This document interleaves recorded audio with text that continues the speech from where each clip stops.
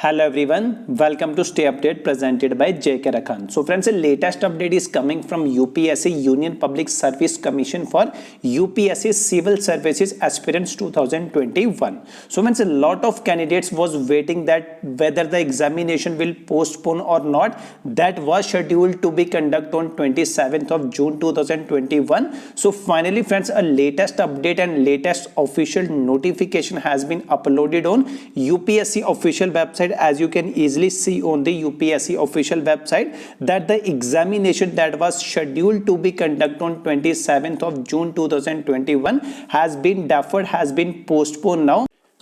And now the examination is going to conduct in the month of October 2021. So friends, you can easily visit on the UPSC official website and download the official notification. As you can easily see here that the official notice has been uploaded here in the notice board section. So you can easily download it from the official website. When you will click here, a new window will open like this. So can easily see here that official notice has been updated here that your examination of civil services preliminary examination 2021 has been deferred now, and this is the official notice that you can easily see on this display that the examination was scheduled on 27th of June 2021. Now this examination will be held on 10th of October 2021. So it is an official update that due to prevailing condition as the cases of coronavirus